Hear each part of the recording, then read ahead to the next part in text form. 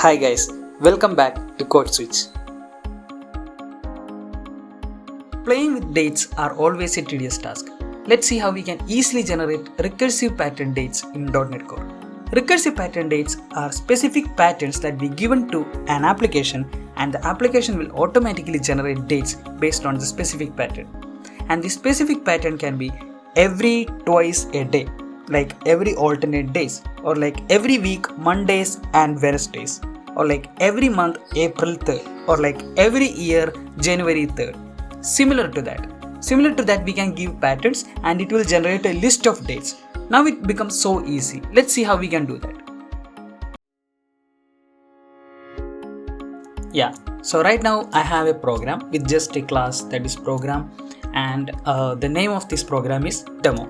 So in order to start, we need to install a library called ExpressRecurrence. So I have already installed this library, so I'm going to my NuGet, and in the install field I can see the toiloop.expressRecurrence is already installed. So right now I have all set up to start. So let's start by creating a result list of dates. So this is the variable that we are going to get all these dates that we are generating. So let's create a private static variable list of data, and let's resolve it using the collections, the list, and let's name it results or something. So results equals new list of data. Yeah. So now let's create a static main method for our class. So static void main. So this is the entry point of our application, string params. Alright, so now let's create another function that will get this list of dates and will print out to the console so that we can see the output of the result. So let's create another static function, that is static void print dates. And what we are going to do, we are going to iterate these results, and then we are going to print it out into the console. So our date in dates. Okay, so our it's results. So let's change it to dates. That's more meaningful. And let's console output it. And when we console output it, let's make it more human readable, like to long date or something. Long date string. Yeah, so that it will be more readable to us. Okay, now we have all the setup ready. Now let's call this function when the main the control hits the main method. So let's call the print dates, and in order to prevent closing of this application, we can just write a console.read so that it will hit over there. Alright, we have all the setup ready. Now before starting, we need to understand that this library supports recurrence from days to months to weeks and to year. So all these recurrence we can make. And the another important thing that we need to understand is that every recurrence needs a start and stop. So we can start by providing a start date, and we can end it by either providing an end date, or we can say that end after this much occurrence, like 10 occurrence, 20 occurrence, likewise. So this is a base pattern. So first let's create a base pattern. So let's define a variable, create an instance of the base pattern class. So we can define a base pattern over here. So let's name it base pattern equals new base pattern. So we need to resolve this base pattern from the library. So I'm going to resolve it using the ExpressRecurrence. Okay, like I mentioned, in the base pattern we need to give a start and stop. So let's give a start date. So let's make it today or the current time. So datetime.now. So this is the start of the recurrence. Now we can give an end date. So we can have two options. We can either provide an end date. So here I am going to provide a year, next year, from this year to the next year. Or if you do not consider that, you can always switch to the other option. Like instead of giving an end date, you can give a maximum occurrence. Like start from here, after 10 occurrence, stop it. Like so, I am going to give a maximum occurrence of like 10, 20 or whatever you want. So 10 occurrence, and we need to specify which method we choose. So end mode, we can have two options in the end mode. It's an enumerator, so you can say that end mode dot either by date or by occurrence. So here we are using the occurrence, so let's name it occurrence. So now we have set up the base pattern. Now let's discuss about how the day recurrence works. Let's start by day recurrence. So we have two options, two constraints. We can go by end day or we can go by weekdays. So if you choose end days, it's every end day, or if you choose by weekday, it's every weekday. So let's, based on this pattern, we can define a day recurrence pattern. So let's name it the day pattern, let's create a instance of the day recurrence. So let's day pattern equals new day recurrence.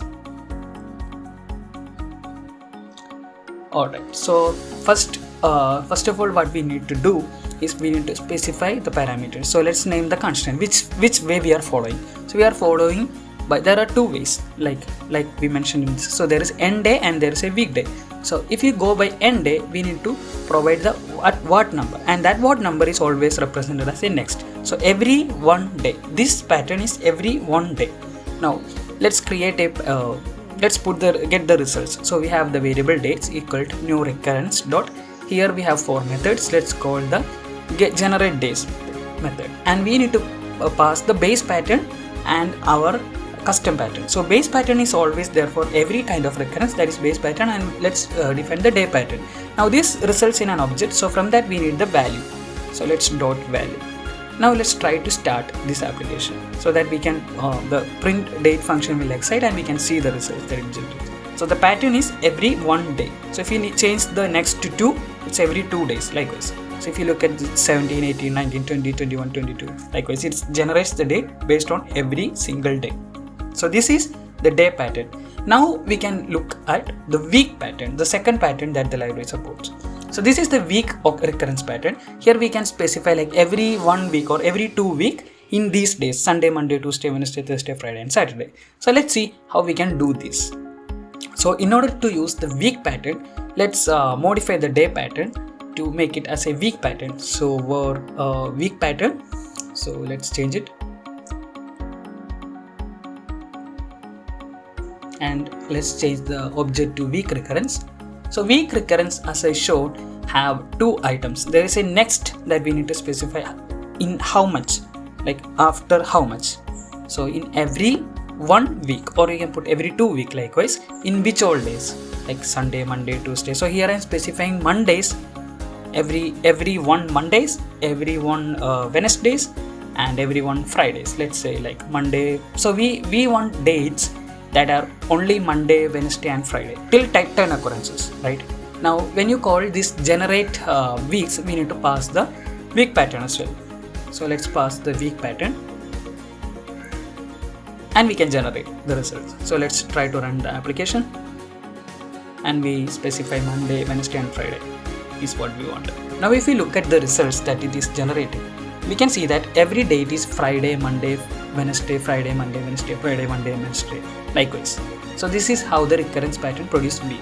Now we are going to look at the monthly recurrence. It has 2 specific day and logical constraints, and based on this we are going to create a monthly pattern. If you look at here, there are a lot of ways we can customize this. So let's create the monthly pattern. So let's create the monthly pattern, and as I mentioned, we have 2 ways we can specify the monthly patterns. We can specify by nth day of the month, or we can specify in a logical fashion, like every second Saturdays, every first Sundays, likewise. So here I am going to firstly specify like in what way we are following, that is the constraint. So like I mentioned, we have 2 constraints over here. We can go by logical or by specific day. So let's go by logical so that I can show you the like generate for every second Saturdays in each month. So in that case, we need to provide a logical start and logical end. So logical start I am providing every second, and logical day is the weekday, like in every second what day, in every second Saturdays, likewise. So you can say that every logical day is logical day dot set. So this is like logically go for the month every second Saturday. And next is one, like if you want to skip like 1 month, you can put 2 or 3 or 4, likewise what you want. So default I am putting 1. So every month second Saturdays, this is what I am going to get.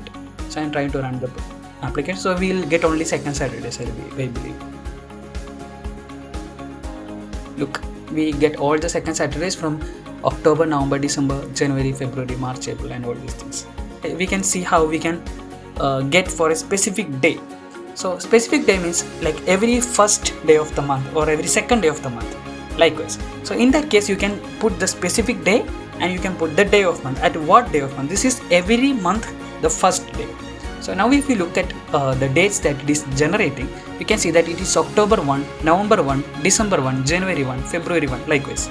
So it is generating the date for every month's first day. Now this is the year recurrence. So year recurrence also we have two options, specific month or logical. Specific month is like every January 3 or something like that. The other one is every second Saturday of the month of a specific month like September or October or something like that. So let's create a yearly pattern. So I'm naming the variable year pattern, and let's change the constraint. So we can use the yearly constraint. So we have two constraints as shown in the screenshot you see before. So I'm going for specific month. So what I'm going to do this every year in a specific month. So let's name the variable as yearly pattern, and let's create an instance of the year recurrence. And we can say that, okay, so our constraint is specific month, and that month is we can say any month. We can say I'm putting January. So every year January 1st. This is the current yearly recurrence pattern that we are generating. So let's start and see how it works. See, 2022 1, 2023 1, 2024 January 1, 2025 January 1, likewise. So this is how this library helps you generate recurrence pattern. Thank you so much.